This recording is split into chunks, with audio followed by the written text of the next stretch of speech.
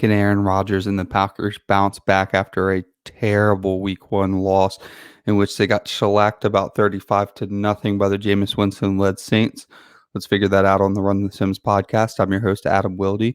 We have a 48-point over-under today with the Green Bay Packers at home against the Detroit Lions. Green Bay, after that terrible loss, is still minus 11.5 against the Detroit Lions. That's a massive spread and probably a stance that I'm going to try to capitalize on in our lineups today. So let's go over to runthesims.com and start looking at some stuff. So first thing we always go through is injury. So DeAndre Swift actually logged a full practice on Saturday, so that's fantastic for his availability on Tuesday. Excuse me, we saw a huge split between DeAndre Swift and Jamal Williams, but basically what we saw is that they're both going to be productive because there's no receiver help. Speaking of no receiver help, Tyrell Williams is out for week 2 and maybe for the foreseeable future. And Khalif Raymond, who would have been their leading receiver, is also limited. He may not miss the game, but he is going to be limited. So if DeAndre Swift and Jamal Williams are playing, it's basically just going to be TJ Hockenson season with DeAndre Swift and Jamal Williams out of the backfield. Amon-Ra St. Brown seems like he might take a step up today, and he's really going to have to. On the Packers side of things, we have pretty much a clean bill of health. Chase Sternberger might give a few more snaps to Robert Tonyan, but it's not a big deal really. There's 2 tight ends out. Josiah DeGuara. Sorry if I didn't pronounce that right, Josiah, but I don't think that we were going to give him much of a snap percentage anyways. So we're expecting this to be your typical NFC North matchup, back and forth. Maybe the Detroit Lions are chewing on kneecaps or whatever they do over there. So even though it's got the 48-point over-under, I feel like one way that we're going to be able to capitalize is just say no. No, I don't believe it's going to get to 48 points. I believe it might be play a few lineups where it's 21-14, something like that, where you can go against Vegas confidently, which I understand usually does not work, is where you can differentiate in your tournament lineups and hopefully not be duplicated. So let's run the Sims, analyze our playbook. And Aaron Rodgers, of course, is appearing in 83% of the total lineups. He's a whopping 20% at captain. And then you also have Davante Adams at 24% captain. The next largest captain is DeAndre Swift at 12. The next largest captain after that is Allen Lazard at 6. So that's very, very strange results that we haven't seen so far this year. You basically have a quarterback and his wide receiver appearing in 1/5 of the lineups as captain collectively or respectively. And then you've got the opposing running back, which would make sense, but DeAndre Swift isn't exactly like their bruiser, appearing in 12% captain, 53% of the total lineups. And Jared Goff is only ending up in captain at 3.72% of lineups, and that's, coming off a week where he brought himself and his team back into that 49ers game. So that could also be a way to capitalize, because you're not going to see 3% captain ownership on a quarterback maybe this season. I don't know. I mean, it's only week 2, but that's very, very low captain rostership on a quarterback, especially in a 48-point over/under. I mean, I understand that the implied total for the Lions is only like 20. I can actually tell you exactly what their implied total. It's going to be 18.5. But Jared Goff is still going to have to be involved, and if it's going to be an 11-point spread, then Jared Goff is going to be passing predominantly, and then you're missing out on your Jamal Williams, who's going to be high owned. So you might be looking at a Jared Goff, DeAndre Swift, TJ Hockenson, Amon-Ra St. Brown lineup, and getting very, very contrarian in that way. Speaking of TJ Hockenson, he's only ending up in 25.16% of the lineups. That's interesting, but it's probably because he's 9,600. And if Jared Goff is only making it into 3% captain, then he's not bringing his receivers with him. So it would make sense that you see TJ Hockenson at 20% flex, 4% captain. You see Amon-Ra St. Brown, who will probably be the team's leading receiver, at 25%, 2.5% captain. The interesting thing about Amon-Ra St. Brown is that he's only 2,400 and he's going to be the team's primary receiver. Even if Khalif Raymond plays, Amon-Ra St. Brown going into week 2 could probably be the team's leading receiver, at least wide receiver. He's going to be behind TJ Hockenson, of course. Excuse me. So you're basically going to get a team's wide receiver 1 at 2,400, but it is the Detroit Lions wide receiver 1. Khalif Raymond, we still have him in. Please make sure if you want to get prepared and you're doing this ahead of time, go 0 out Khalif Raymond and then distribute his target share elsewhere. And you can see kind of how the lineups are going to shake out if there's no Khalif Raymond available. Right now, we have Khalif Raymond at 20% in the flex, 3% captain, with a total of 23% in the winning lineup. And he is 4,400. So we'll wait till ownership shakes out. We don't have ownership on this game yet, but I would imagine that Khalif Raymond is going to be similar to the situation with Dyami Brown and Adam Humphries, where Dyami Brown looked to be the more popular play at 1,400, and Adam Humphries was up there at 3,800. So he was a little more contrarian. I could see the same thing here. Amon-Ra St. Brown might end up being a super popular play, popping out at 2,400, and Khalif Raymond sitting there at 4,400. And if he's not limited at all, he's actually been the team's legitimate wide receiver 1, even when Tyrell Williams was healthy. Brashard Perriman actually ended up getting cut, and I believe partially that reason was that Khalif Raymond outproduced what the team expected from him. All the way down here at Robert Tonyan, we mentioned that he could get maybe a few more snaps because Sternberger's down, but still probably looking at the same snap share that he's had in previous weeks. Last week, he's at 20% flex, 2% captain, total 23%. The good thing about this week as a whole is that after the top 3, well, really the top 2, captain, basically optimal captain is so spread out that you're going to be able to get really, really contrarian on this slate just by rostering a weird captain. I mean, instead of rostering Aaron Jones at 7%, you could easily just roster Allen Lazard at 6%, and you're going to get like a lot less ownership because people are going to be naturally gravitating to Aaron Jones, but they're not necessarily going to naturally gravitate to Allen Lazard, even though in RunTheSims, they're both right around the same appearances as captain in the winning lineups. So we'll go over to Draftkings real quick and see about putting together a lineup. So I want to look at a Goff captain.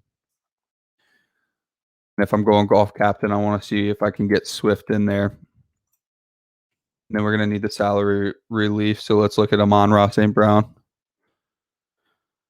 I don't think you could fade Rodgers and Adams. So let's see how much salary we have after adding Adams. So basically we're saying that all of the Packers' offensive production is going to come through Adams. So then you might not necessarily need Rodgers. So then we're going to want TJ Hockenson.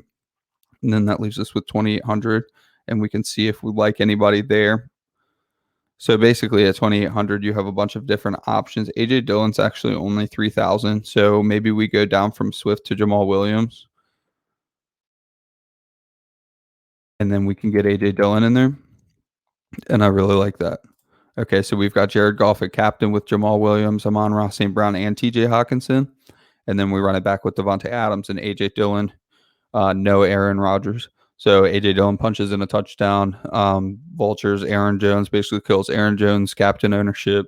And Davante Adams is just the entire offense. And then you've got the Lions playing catch up. You're leaving $1,000 salary on the table, something that I always like to do. And you're basically just saying that the Lions are playing catch up all game. Jamal Williams doesn't need to be viewed as the bruiser either. So if you're looking to stack this game and you're looking to stack Jared Goff, you don't have to put DeAndre Swift and Jamal Williams into these boxes where Jamal Williams is only going to get the work on the ground and DeAndre Swift is only going to get the work through the air. They're both interchangeable. They're both going to get work on the ground and through the air. So let's look at our custom lineups. Davante Adams is appearing in the top 1, 2, 3, 4, 5 lineups, and actually he's appearing in most of the lineups on the top page. The first lineup is a frequency of 27. That's huge. That tends to change when we get closer to the games. We're pushing projections all through the day, and by the end of the day, it'll probably get a little bit tighter. But right now, the best optimal lineup has a frequency of 27. So out of 10,000 simulations, it was the winning lineup 27 times, and the next highest is only a frequency of 23. So a 4 lineup discrepancy between the top lineup and the second lineup. And the second lineup still has Davante Adams. As I mentioned, the top 5 have Davante Adams. So we'll look at the first one. It is a Packers onslaught. It's Davante Adams at captain, Allen Lazard, Amon-Ra St. Brown, Aaron Rodgers, A.J. Dillon, and Aaron Jones. It's actually a super contrarian lineup as well. So if you like this lineup and you're listening in, you might want to save it because it's probably going to change by the end of the day. It always does when you look in the morning. By the end of the day, projections are going to get tweaked throughout the day, and then we're going to see things change. But this is something that you're going to want to keep in your back pocket, especially if Khalif Raymond plays. If Khalif Raymond does not play, this becomes very chalky. But if Khalif Raymond does play and frees up some of that salary on Amon-Ra St. Brown, this is an excellent lineup because you have both running backs for the Packers, Aaron Jones and A.J. Dillon, which is already contrarian. That's always a good way to get contrarian. If you have 2 viable running backs, put them both in the lineup. It actually worked last night reasonably well with Tyson Williams and Latavius Murray. And then you have Aaron Rodgers with Davante Adams, which is going to be super popular, but you added Allen Lazard in there. So Aaron Rodgers actually has a decent game, but Adams isn't captain. And then I believe you could even swap Aaron Rodgers and Davante Adams in captain. Let's look at their prices. Aaron Rodgers is 11.4 and Davante Adams is 11.8. So you can do this exact same lineup, but just swap Aaron Rodgers into captain and Davante Adams into the flex, and it's still a fantastic lineup, still contrarian, still an onslaught. So you have the fact that it's an onslaught, you have your quarterback double stacked, you have hopefully a low-owned receiver for the Lions, and you have 2 running backs. Very good tournament lineup, very good that it is the top frequency. Remember this optimal lineups, they don't have anything to do with projected ownership. The simulator does not care if your lineup's going to be contrarian. It doesn't care if it's going to be chalk. It doesn't care if you want to play it in cash. If you want to play it in a tournament, it just does it and it spits it out. So it's up to you to look at that lineup and say, wow, this is the top frequency out of 10,000 simulations, and it is a fantastic tournament lineup. Or you look at it and you say, well, that makes sense that it was the top frequency. That's a really good cash lineup, and you go throw it in some head-to-heads or some double-ups. The last thing we're going to look at is projections. We have Aaron Rodgers at 24 medium projection, Davante Adams at 23 medium projection, and then the next highest is DeAndre Swift at 16, basically tied with Aaron Jones. So that's basically what we saw before, is that Aaron Rodgers and Davante Adams were in captain spot like 20% of the time, and then you had a huge drop-off to DeAndre Swift, and then you had another 5% drop off to Aaron Jones. So it's indicated right here in the projection. And Jared Goff down here at 14, but we know that quarterbacks have a high ceiling. So Jared Goff could score anywhere from 14 to 30. And if he's going to be low owned, I said this 2 slates ago, if a quarterback's going to be, under 40%, I'm going to be overweight on them. When quarterbacks get over 40%, then I can take it or leave it. If they fit, I play them. If they don't, I don't. But if a quarterback's going to be rostered so much lower than 40%, like 20%, and he just put up 30 points last week in garbage time versus the 49ers, I don't see a big difference this week. I could see game script going almost exactly the same way. And then TJ Hockenson's only projected to have 12 points, but I believe that's a little low as well, especially in DraftKings where you could get the bonus. I could definitely see him getting so many targets that he even hits like 100-yard bonus and just, obviously breaks the slate at that point if he's the only receiver on the Lions that gets anything done. So TJ Hockenson's probably my favorite play this week. We'll wait to see how ownership shakes out.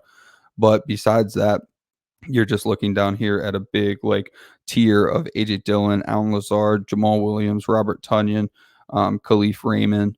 All basically the ancillary plays are all right there in that 10. So you're just going to want to cycle through those guys. You're going to focus on the top. You're going to focus on Aaron Rodgers and Davante Adams and as many captain spots as you can viably make contrarian. And then you're going to just hammer home all of the players between AJ Dillon and Khalif Raymond, even all the way down to Amon-Ra St. Brown, who's projected 7 points. However, he's 2,400 compared to the other 6,000. And then the last player I'll mention, Marquez Valdes-Scantling. He's looks like the wide receiver 2 for the Packers thus far, and always a deep threat, always a slate breaker. I mean, you could probably look at every showdown slate last year that the Packers were on, and you would see that half of them, Marquez Valdes-Scantling, just broke it. So there's no real rhyme or reason to when he's going to go off. But if he does go off, you're going to want him in your lineup. So if you're making 20 lineups, I do not recommend fading Marquez Valdes-Scantling. It's not worth fading a player that can just on one play change the whole slate. So if you have 20, at least fit him in 3 or 4. He's not a must play by any means. If you're only doing 3 max, if you're only doing single entry and he doesn't fit, that's fine. It's the nature of the game. But if you're making a lot of lineups, I'm just reminding you, please put Valdes-Scantling in your lineup. So that's going to do it for today. Thank you for joining us on the Run the Sims podcast. Please like, subscribe, rate, review. Hit that notification bell on YouTube so you can see when I put this video out before each slate. And I'll catch y'all next time. Peace.